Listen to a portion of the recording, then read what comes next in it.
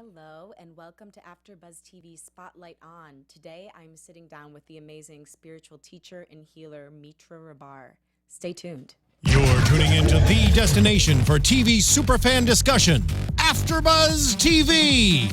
And now, let the buzz begin. Love this music. Hello. Welcome to AfterBuzz TV Spotlight On. I'm sitting with an amazing woman. She is a spiritual teacher, healer, and guide, having worked with some of Hollywood's biggest names, including Jennifer Aniston, Sheryl Crow, and Giselle. In her new book, Miraculous Silence, she provides practical guidance on how to pray and meditate. And I'm really excited to learn. I always learn so much from you, Mitra. Please welcome Mitra Rahbar. Thank you so much. Thank you. Thank you, Lauren, so much. I'm so excited to be here, and a warm hello to everyone who's listening out there. Thank you for being here. I feel so lucky every time I get to sit down with you. And I get to hear you sing. This is amazing. This is your original song, right? Well, it's actually my husband, Rama Morvati's original song, but I sang on it. And it's an improvisation, actually, on both counts, on his music, his guitar, and my vocals, yes. Wow. So this was one take that you did this? I think, actually, yes, one vocal take, yes. That's amazing. Thank It you. is so calming. And speaking of calming, it's the full moon right now, or where are we in the whole moon cycle? Well, we just, by the way, happy full moon. Thank you. Is it happy? I don't know. I It's feel like things are happy. wacky right now. Well, a wacky happy. full Wacky moon. happy, okay. Wacky happy. It's going to be my new Twitter handle, Wacky Happy. Wacky happy. Well, we just had the full moon, so we're not right now. The moon a little bit is shifting, but I still consider it a little bit the full moon phase because it takes a full moon 2 or 3 days to really settle down. And full moons, are a time of really things coming to a head, culmination, and at the same time filling up, and can be very abundant on many levels, can be emotionally very sometimes intense on many levels because it's, we're so connected to the moon cycles. So during the full moon and what's leading up to it and just past after it, what should we do to prepare ourselves and to accept the abundance that the moon cycle is bringing us? So what I think is also, if a couple days before the full moon, usually we feel a little bit more tired or invigorated. And that just depends on each person and how they're doing with that moon cycle. So I always, of course, recommend meditation. And I recommend sitting in that place of gratitude, being really grateful, and just allowance, saying, you know what? Whatever the universe brings me, I'm going to be open to seeing it. And sometimes the full moon does bring that. It reveals things. And I always say that when the moon is fully there, it's revelations. The light reveals our emotions. It reveals things in our life. So it's a very magical time. And yet sometimes it can be so magical I think it's been pretty magical for me. pretty magical that it's like people say my senses are overloaded, and when it's that, you just gotta maybe cleanse your hands under, put your hands under cold water or take a nice walk. I always say walk away Okay. from something and step back in. Tune out to tune in. Can you explain the cold water thing to me? Because I was telling you just before we went live, I did do your moon meditation, and I was feeling very tired because your voice is so soothing. I highly recommend it to everybody. They can find it on your YouTube page, correct? Right. So it's so soothing. And basically 1 minute into it, I was out like a light. And I thought I'd done something wrong. So I would like, if you could, answer 2 questions. So why did I fall asleep like that? And is that okay? Did I meditate in the wrong way? And the other thing was, you said cleanse your hands first. I'd never heard that before. So what does that do for us? Well, it's actually a better word is neutralize your energy field. When you put your hands under cold water energy has a way of neutralizing the heat in the body. The heat is the body and the mind being overactive. Like there's a lot of heat. When there's a lot of heat going through us, there's a lot of thoughts, there's a lot of emotions. So when we neutralize it, we put our hands under cold water for a couple minutes, and we just kind of feel like an it's like, I don't know if you've ever been in those spas that you go into cold water. Yes. Cold water can really make the nerves feel relaxed. And that's why, always in those spas, they say go from cold water into hot water or use the cold water. It just neutralizes you.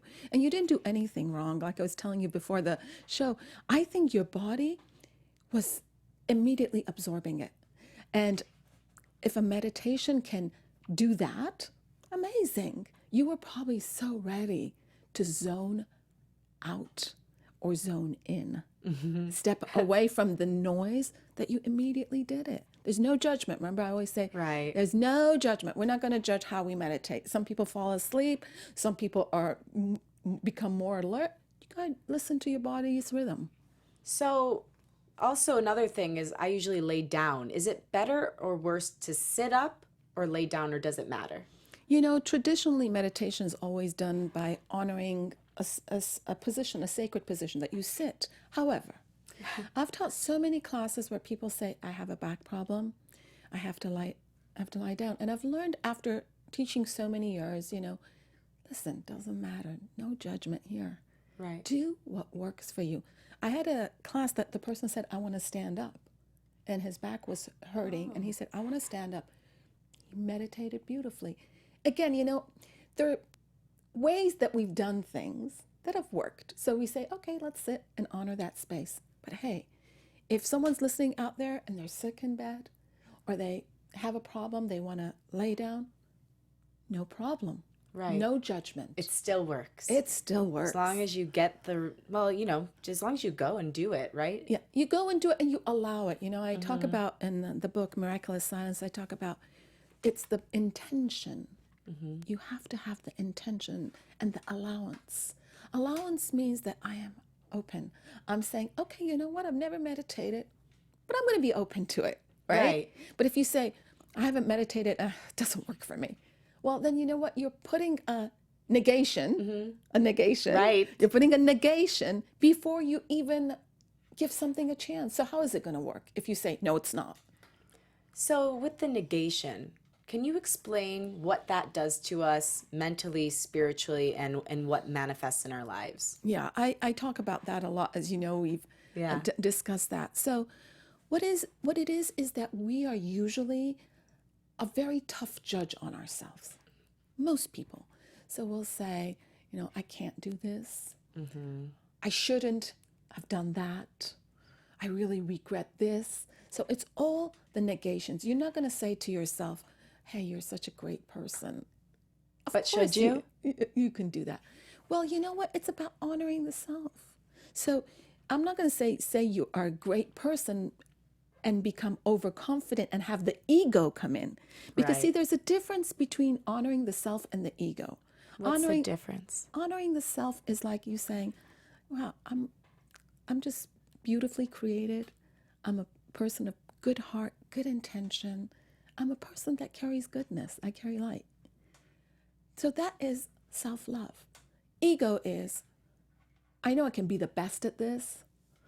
I know I'm the most beautiful. I know I can, of course I can do this. It's the way you say it. It's the thing. So there's the ego. That means the the wrong pride, I call it, the wrong pride, which you're feeding. And you want to then become competitive, and then you want to become this and that. And usually when there's the ego, there's the fear. They're hiding the fear. But self-love is not about the ego. It's not about the fear. It's just saying, okay, Mitra, you're a good person. You've done good things, and trust in the universe and trust in your own abilities and love yourself. And those negations don't help us. They don't serve our soul with anything. I can't. Why didn't I? Regret and constant negation of the soul only hinders us on every level, spiritually, emotionally, intellectually, on every level, physically.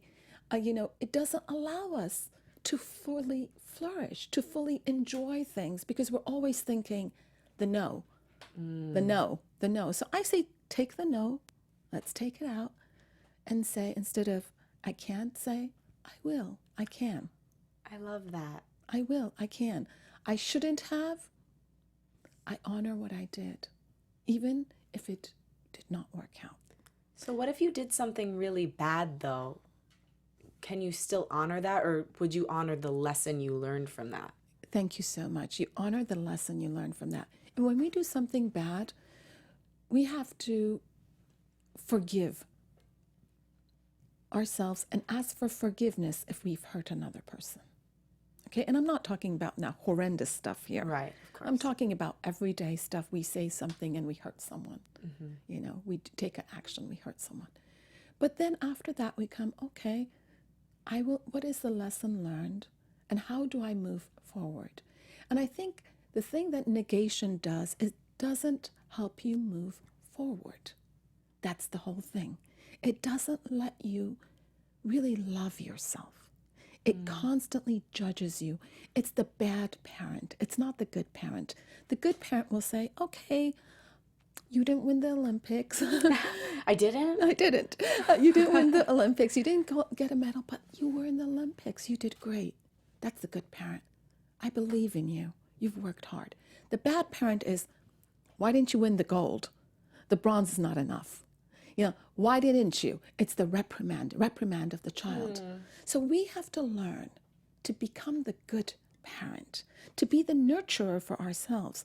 If we are not, who will be? If I don't love myself, then how can I expect someone else's loving me? Just do it for me completely. It cannot happen. How come so many of us are in that place where we're the bad parent to ourselves? How do we even get into that mindset? Well, some of it comes from sometimes experiences we had early on in our life, whether it was through a parent, through a teacher, through a falling that we didn't know how to get up from. Okay, like let's say I was 10 years old and I was painting and no one acknowledged my paintings. Let's say.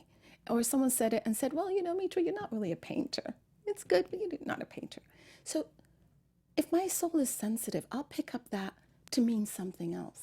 I'll pick it up to say, Mitra, you're not a good painter. I won't think that she said, oh, you're good, but maybe you're not a painter. I'll think, oh, she means I'm not a good painter. And that goes into my psyche. And sometimes it is just by some souls judge themselves more harshly. Because the parents, you know, they do their best, but they're not always there to, they sometimes, parents also, in their loving us, they sometimes maybe reprimand us a little bit too much. Some parents, not all parents. So we learn that from others. Interesting. It's so interesting because that can kind of pervade your whole life. Yeah. So before you get to the point where you're not using the negations, do you have to go back and heal those wounds of childhood? And if so, how do you do that? Well, healing wounds of childhood is a process, right? So I myself, who have been doing this work for 3.5 decades, long time, I sometimes still feel something lurking that I didn't even know, you know, a childhood memory. And it comes in different decades of life. We remember different things. It's not like when you're in your 20s, you remember your entire childhood, your entire experiences. No, you remember the experiences that have something to do with that portion of your life sometimes, you know? So healing the childhood, of course, if it's been a traumatic childhood, we need to really look at it. And we need to seek help, you know. Right. For us to understand, seeking help is a big deal. It's a big deal because we are not equipped to do the unraveling. We are equipped, we learn to be equipped to help it, but we need the help of a counselor, a therapist, sometimes a psychiatrist, sometimes a priest, a rabbi, you know, a spiritual person.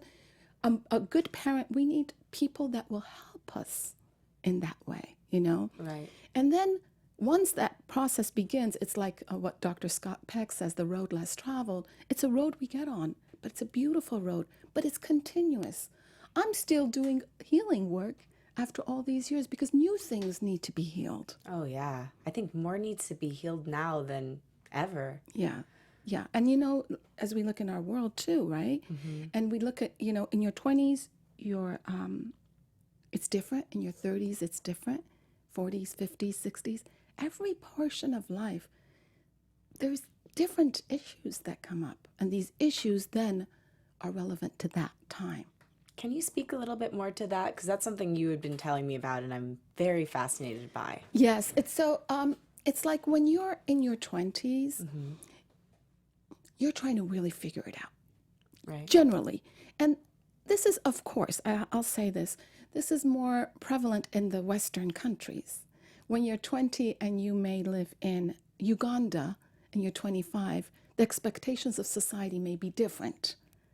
Right. Than they are in the United States or, you know, Western countries. So what I'm saying is based on right now, you know, the United States where right now you and I are at. 20s is a time of figuring out. It's not a time to judge ourselves harshly. That's funny because I feel like so many of my peers, that's all we do is just consistently judge, compare, which I think is the death of all art and self. Right. But we're so tempted to do that during this phase when you're saying we're not supposed to. Yeah. Well, because in the 20s, we do judge ourselves very much because we don't know yet how to do the unraveling. Right. And so we're second guessing ourselves and we're thinking, oh, when we're 28, we think, oh my God, it's so old. Yeah. I hear that all the time. I'm 28, I'm not married. Oh my God, I don't have a career. Oh my God. So it becomes a monster. And I always say this. I said, when we're older, we realize that we're so young. Oh, I know. But no one can explain it to you. No. Like when I turned 20, okay, I was I was a sophomore in college. I remember calling my mom crying, saying, I haven't done anything with my life. I'm a disgrace. What's wrong with me? That's at 20. And I look back and I'm like, you were such an idiot. I mean, and even now I know that's negative self-talk, but to think that that was old, but I'm doing the same thing now, you know, in my own way. I'm at least slowly starting to acknowledge more of my successes and owning my power a little bit more. Right. But that's my go-to. Right. Because that's sort of the natural norm that we find in Western countries. And it's because there's so much expectation. Right. See, so for example, the Olympics are on now, so I can talk about that. Most of the people in the Olympics are young, right? Right. 16, 17, 20, 30 in the Olympics is old. You're ancient. You're ancient. So that is somehow a little bit the mindset, like a lot of competitions, whether even they're in colleges, whatever, by the time you're 30, you can't enter the competition. If it's a vocal competition, if it's a musical competition. So we have this mindset that I have to get it right. By 30, I should be there already. I still think that. Yeah, you still think that. Yeah. And you know what? You will accomplish some things that you want in your 30s, but what happens in 30s is you start to really know who you are. So what was a change like for you? What was the shift that happened where you're like, oh, I'm in a different phase now? Well, for me, it happened around 31, and I just started feeling more like a woman rather than a girl. What does that mean? That means I felt the maturity, I felt some of my healing. I felt I was not as much confused about who I am. I may be confused about what I'm doing. Big difference. But I got to kind of know who Mitra was. And I think in my 20s, the Mitra was a little bit colored by my teenage years, right? My high school years, my college years, where we're in a more sheltered environment, right? Right. We're with our families, then we're in a college environment. So then you're out in the world and you're working. And so all of a sudden it's boom, oh my God, there's no one out there to protect me. And that's when the soul a little bit does that. Yes. It's constantly doing that. I'm going on a job interview. I'm going there. You know, it's that. And when you live in a big city, especially, you see all the things out there. You see all the things on magazines, on TV. Then it's like, why am I not like? Why am I not? And then you compare, which is the worst thing in the world you can do to yourself when the comparison is a negation. Because see, the comparison is not like, oh, look, I'm just as good. You'll be like, God, look at her. She's 23 and look at me. I'm 28 and I'm not doing half the things she's doing. So it's the negation. So what happens in the 30s is, okay, the person has a little bit gotten a little run behind them. A little run behind them. They've started to run a little bit. So they're starting to know when their pauses are. They've gotten to know who they are. And as you walk into your middle 30s, the strength of the character starts developing more. You get to know yourself better. And, you know, a lot of people think there's an old saying in the Middle East that 40 is the time when the soul reaches its wisdom. I don't think it reaches its wisdom there, but I think it starts understanding wisdom. Because we always are gaining more wisdom, right? Right. So I think, you know, this thing that we do, it's like a prejudice of age. I always, you know, it's like I call some people ageist. Well, we do, and we live in an ageist town, so that's an added pressure. And then being in an ageist industry, I mean, I know you're close with Jennifer Aniston. She just wrote that beautiful article about the pressures on women and having a baby and being looked at as physical objects. And it's so true. And I think we all have that ticking clock in our head because of the place we're living in and specifically the industry we're in right now. But it's prevalent and pervasive throughout our whole country. There's a definite worshiping of the youth. Yeah, which is to me, I cannot comprehend it because I think if there's any group that should be worshipped, it's the elderly. Exactly. I love that article that Jennifer wrote. I think it was so needed, and she spoke so much the truth. But I think that we feed that, you see? We ourselves feed that. We'll look and we'll say, okay, got the wrinkle coming. Let me get it Shoot fixed. me up, shoot me up. Shoot me up. Yeah. You know, I remember I went to a dermatologist and I was 40. I went like to remove a little thing on my face. And she didn't know my age. I was in my 40s. She goes, you know, as you're going to enter your 40s, you should think of doing this and this and this. I said, well, you know, how old do you think I am? She goes, you know, 38, 39. I said, no, I'm like, you know, 45, 46. She goes, oh. I said, you know what? I fixed this. What am I going to do with the lines on my hand? I fixed the lines on my hand. What am I going to do with the lines on my neck? I fixed those. And second of all, I wrote it in the book. It's called Miraculous Aging. I have learned that I love every wrinkle. I love my gray hair. I have earned it. Yeah. I have earned to not look perfect and not want to look perfect. And I've said this before, as women, we don't all want the same thing. That is a complete myth. I have had many, many students and clients who said, I never want to get married. Does that make them something wrong with them? No. I've had many people who say, I don't want to have a child. Or I would rather adopt a child.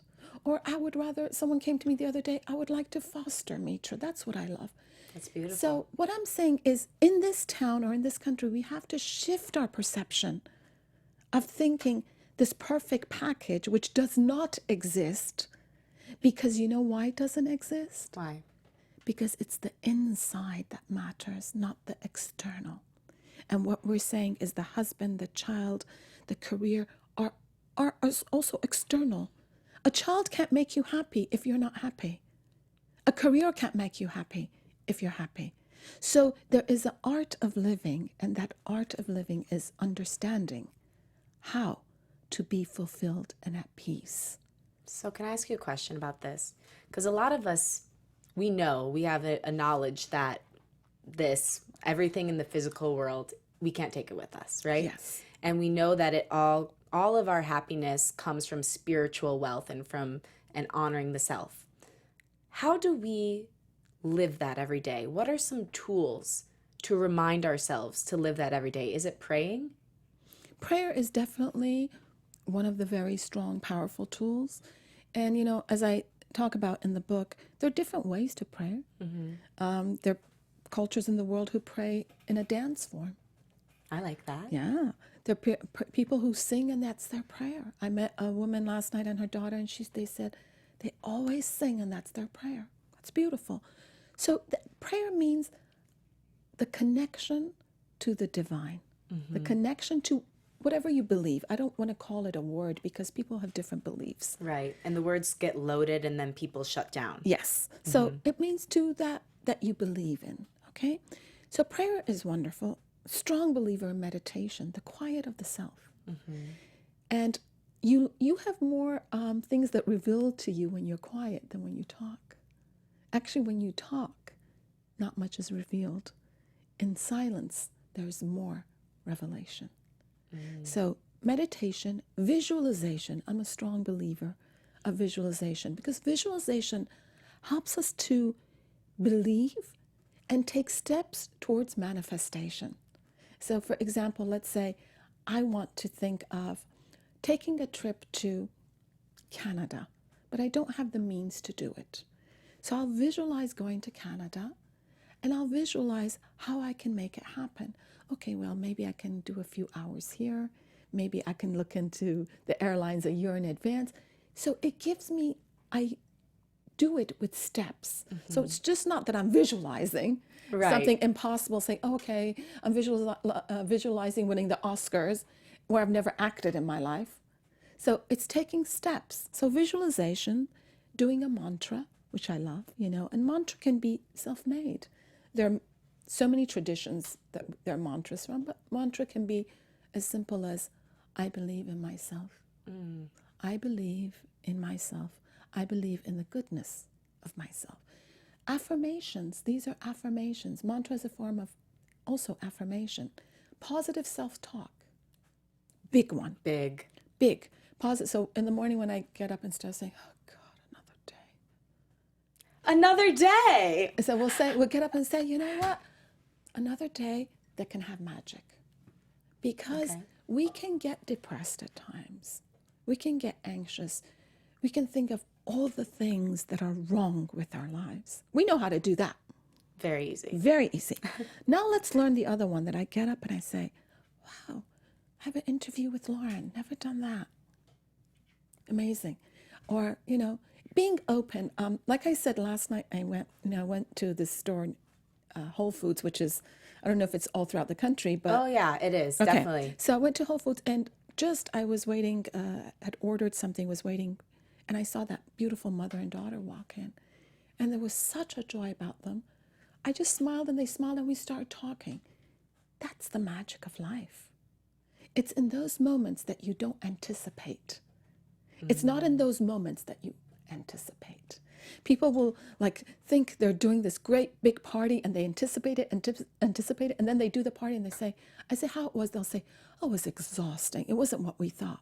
The Expectations. magic, yes, expectations. The magic of life is when there's no expectations and you're just amazed by the wonder that can happen. Meeting a new person, finding something new, believing, seeing nature. The best thing, nature. As I've gotten older, a walk for me is different than when I was in my 20s. I would, not even pay attention to the trees. I'd run, I think, what trees, what are they talking about? Trees, flowers, I don't see them. But now I walk, I see the tree, I see the flower, and it gives me something. It gives me a visual that quiets my senses, that gives me joy. So there's so many tools, and all of them are free. They're anytime. There's no age limit. Right. I mean, come on.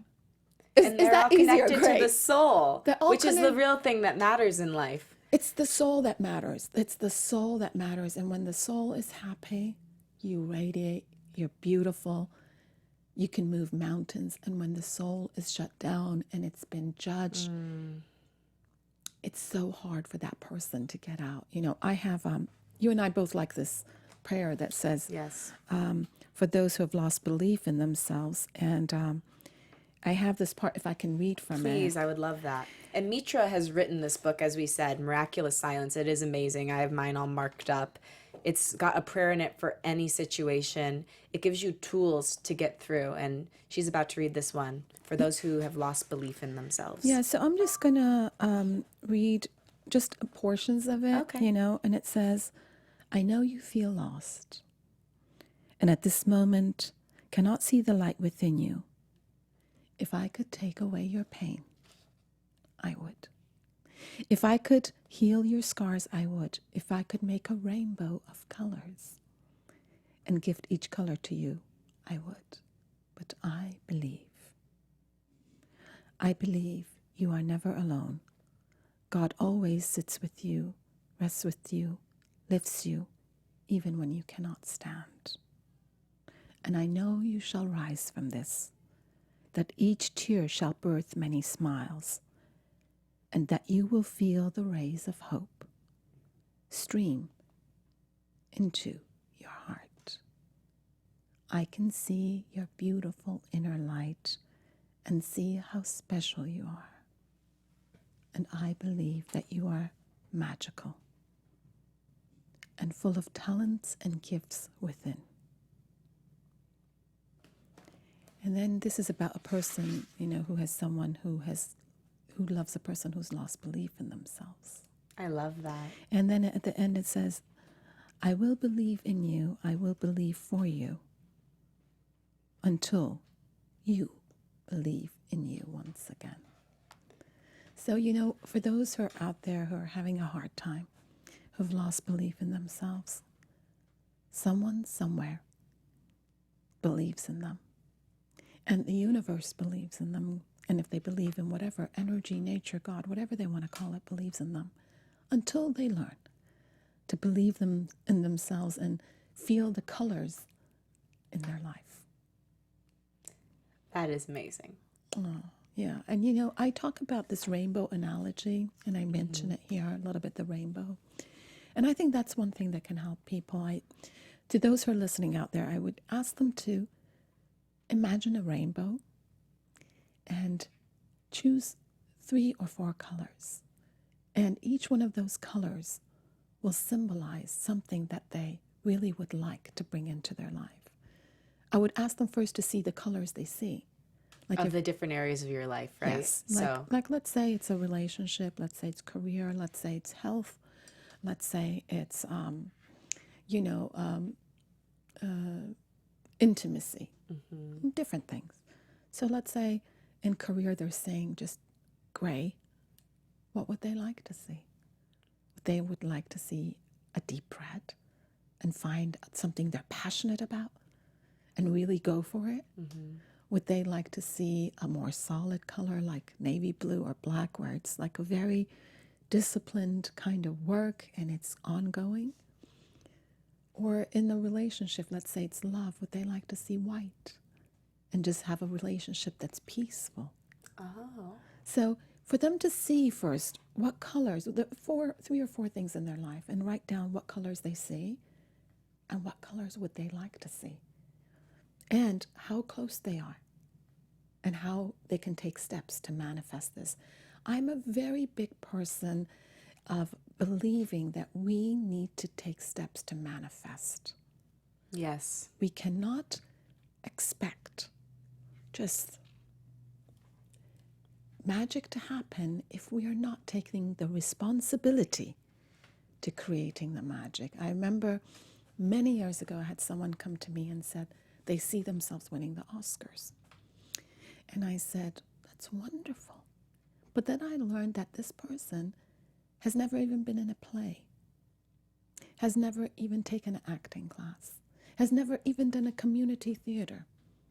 So that visual or desire at that point does not have any roots in reality, right? So I said, how do you expect to win the Oscars? Oh, I know I'll be walking in LA in a very good looking guy and someone will discover me. Well, I mean, it happens once in a blue moon. it happens once in a Yeah. blue moon, but you know what? 10 years later, he was very upset that no one discovered him and he felt so lost. So what I'm saying is, when you do these colors, also see steps you can manifest in the reality of your life. Realistically, I've written a book, so I can think, I will write another book and steps to take that. Or I can think, okay, I'll be on this radio show or on this TV show. Those are steps that are maybe have some root in reality, right? Right. And I can take steps to manifest them. But if I haven't done anything, I'll say, oh gosh, I want to be on Maria's show. Or like, I want to be on Entertainment Tonight. I want to be on the Ellen show. Well, what am I going to talk about on the Ellen show if I've never done anything to get, to take the steps to do that? So I'm a believer that when you believe and you take steps, then the universe guides you. So do you always keep that goal in mind, though? So when you were writing the book, you said, I want to write a book, right? Mm-hmm. And then did you just start writing? How did you take steps toward that goal? Well, honestly, this book of prayers, I've always written prayers. And I was working on another book. And these prayers had been sitting, for 6, 7 years, 5 years in my, pile of endless writings. And it was actually Jennifer Aniston and another dear, dear person who said one night, where's this prayer, the full moon prayer or this prayer? I don't even know what they said exactly. And then I thought, they said, 2 people said in 2 days, Mitra, why don't you compile these prayers? I heard because the first time it came, I said, okay. The second time it came, I have the prayers. Why haven't I compiled them? And I'm working on something else. And see, this is a very, very big thing with most people. We're always searching for something else where what we have right in front of us is the treasure. So I started compiling the prayers and looking what I had done and adding a few prayers and put the book together. So I didn't think I want to write a book. My intention was I want to write these prayers that help people. But then I didn't realize that the best way to do it is to compile it in a book so that most people can have it, not my 40 or 50 or 300 or 500 students, but then thousands of people can have access to these prayers. So is the most powerful way to get to a physical goal having a spiritual goal underneath it? Like, you wanted to write that book because you wanted to help people. Intention is very important. Intention must be a huge part. And maybe sometimes the things that we want to manifest, we don't get to manifest because the intention isn't correct. You're so wise. You're so wise. And, that's an awakening your soul just had, I feel. Yeah, because there's so many ideas I had when I moved here. Yeah. And I didn't accomplish some of them, but I was coming at it from an ego-driven objective and perspective and intention. Yeah, but I just feel when you said that, yeah, I felt something in your soul found a door. It lifted. I felt it. I felt it in your eyes. I could see it. See, that's an aha moment. That's just so cool. Hey, that's what it means. And I said it and I felt it, Yeah. That's so true, I remember in my 20s and when I came to LA and a part of me, wanted to act in theater. I love theater. But I think a part of us, it was very ego-driven, okay? And the universe was saying, no, you can't come from the ego, So when you write something or when you want to do something, the intention is pure. Like, let's say, you say, I want to act because I love the art of acting. I love the art of acting. I want to sing because I love the resonance and the vibration of the sound. That's very different than you say, I want to sing because I want to have my picture on People's Magazine. So that's ego. That's pure ego. Or like if it's, I want to sing because if I don't sing, then I'm not okay. Yeah, then I'm not okay. Then yeah, that's still ego. Even though it's ego. not coming from a place that's traditionally egotistical, it still is because you're equating your humanity with what you do. Exactly. God, you're saying some great stuff here today. It's only because I'm learning from you. Honestly, when I'm with you, I feel so lucky that I just get to sit with you and I just try to be a sponge as much as I can. But sometimes it synthesizes through and I feel like I'm just reflecting what you're giving me. No, you know what? I think I don't think it's really that much to do with me. I think it's just a trigger that opens a door. And some of us we all need the trigger to open the door, right? When I want to be inspired, I'll listen to someone like Reverend Michael Beckwith, or I'll listen to Marianne Williamson, or I'll listen, to Deepak Chopra, or so many others. Or, I love reading some of Mother Teresa's writings and so many other great, Rumi. Oh, and Khalil Gibran, they just do it, and I inspire, and I get those aha moments. Aha, oh, ah, and it does that. And those are awakenings of the soul that sometimes we just need a trigger. It's like, I'm hoping the people out there who are listening or who are watching today get that trigger. Say, hey, I got it. I understood it. And the soul understands it when it's ready and it's there. It doesn't understand it when it's shut down. I have to say that. So why you feeling you're getting it is because you're so ready. You're doing this. And I always say this in my classes. When I do this, and I do this, my hands are shut. Like, I want this, I want this, I want this. And I can't see anything else. Or I can't, it's this. But when I go, let it be, then I can talk to you and learn from you. And, talk to Steve and learn from Steve, right, who's there. Steve is our engineer. He's fantastic. And what Mitra is just doing, for those who are audio-based, she was clutching her hands at first, and then she opened them up. Yes. So don't do that with your soul or your life, because then you won't be open to the beautiful gifts. Exactly. You will not be open. And isn't it a shame? While I clutch my hands. Yeah, no, Literally no, went right back into a clutch. This is not focused. But the thing is, whether you live 20 years, 30 years, 80 years, 90 years, until you are breathing, you are learning, you're forever the student, and you're forever the teacher. I learn as much from you as you believe I teach you. And that is the beauty of interaction, of intimate talk, of opening the heart. When you open the heart, there's vastness. There's only vastness.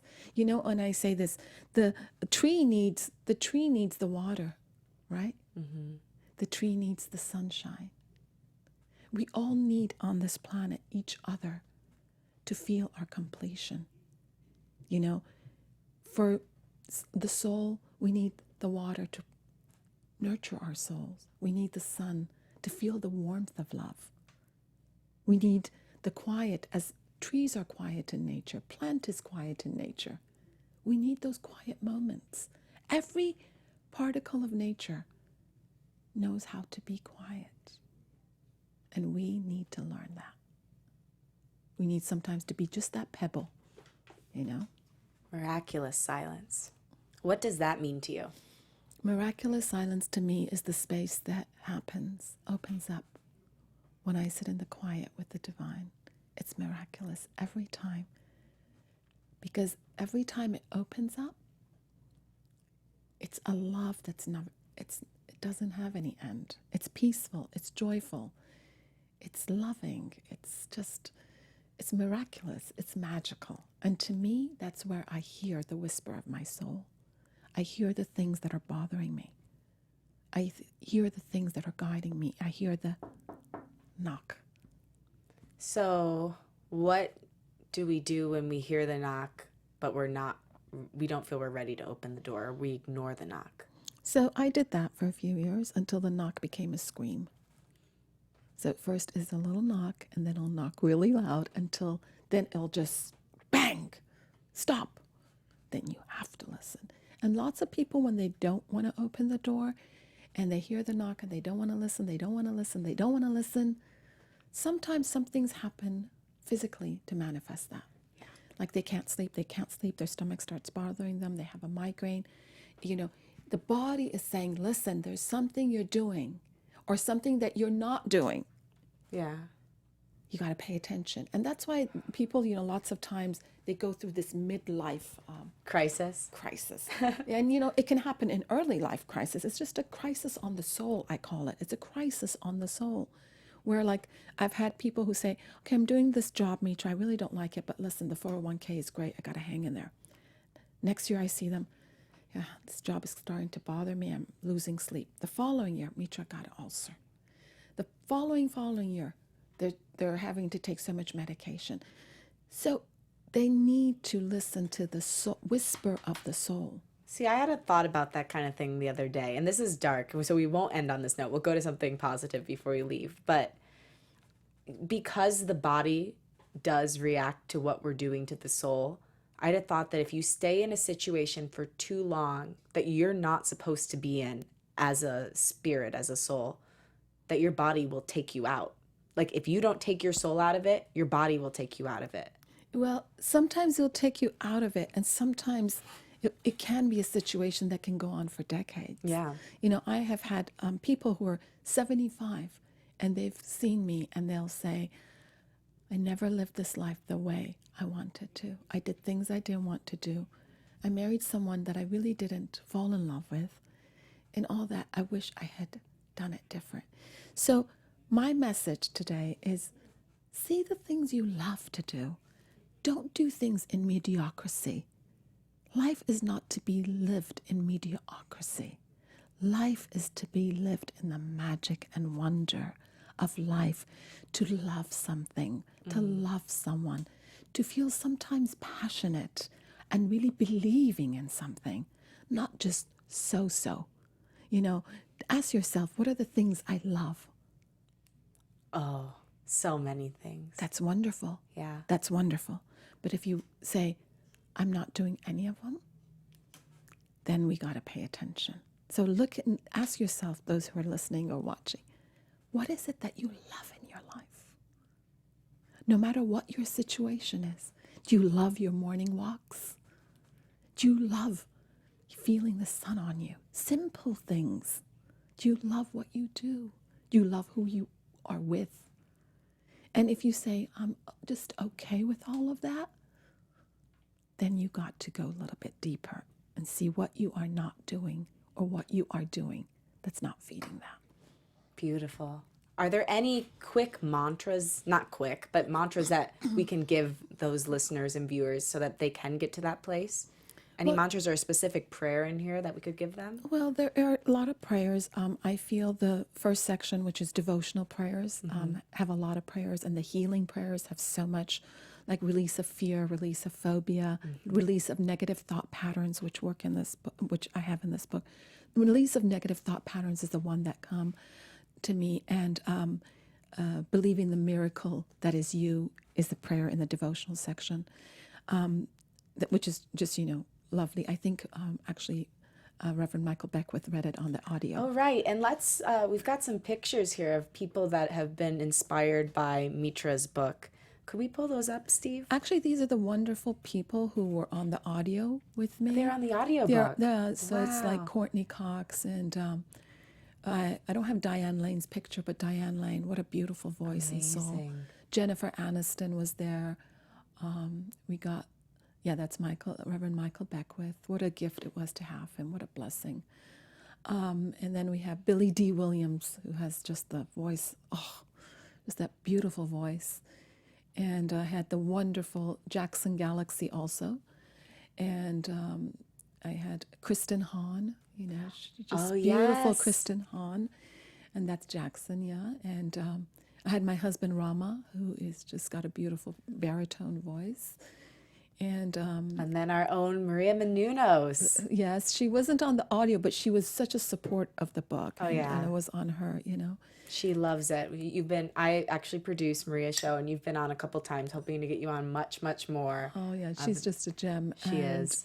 So I was so blessed to have them, and do the audio with me and my own voice too. But in terms of a mantra, there's so many mantras in this book that I say, from the simple mantras like Om, or like other mantras that we used from different traditions in the world. But also, sometimes we can create our own mantra. And I would say, I believe in the magic of love. I believe in the magic Of life. Yes. I believe in the magic of life. And then we can say, I believe in the magic of me. I believe in the magic of me. Yeah. Well, I hope that everyone out there says that today, and not just says it, but believes it. Yes, and just, just saying it a few times today and the next few days, I think if they do it for 1 week, they will feel the shift. All right. So that is your mission today. Yes. Say that a couple times at least a day for the next week and see how you feel. And then you can let me and Mitra know. Yes. Mitra, where can they find you online? Well, I have a Facebook page, a public page, which is facebook.com/Voice of Mitra. Okay. Or they can go on my website, voiceofmitra.com, and there's a lot of information on there and different audio links on YouTube. with the singing and with the meditation.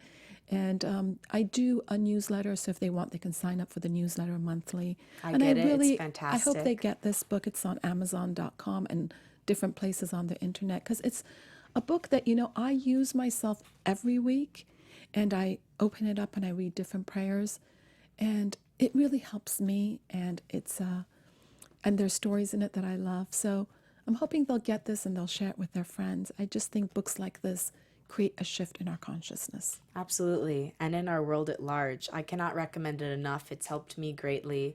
It's helped Maria. It's helped a lot of people I know. So, and also follow her on Twitter. She's at Voice of Mitra on Twitter. She has lots of great insights and she posts videos on there. Great follow.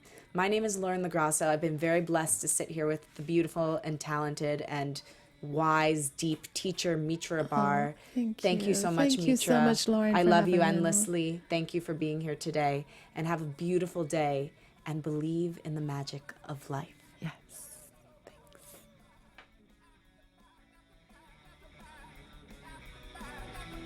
From executive producers Maria Menounos, Kevin Undergaro, Phil Svitek, and the entire AfterBuzz TV staff, we would like to thank you for listening to the AfterBuzz TV network. To watch or listen to other after shows and post comments or questions, be sure to visit AfterBuzzTV.com. I'm Sir Richard Wentworth, and this has been a presentation of AfterBuzz TV. Buzz you later. The views expressed herein are those of the hosts only and do not necessarily reflect the views of AfterBuzz TV or its owners or principals.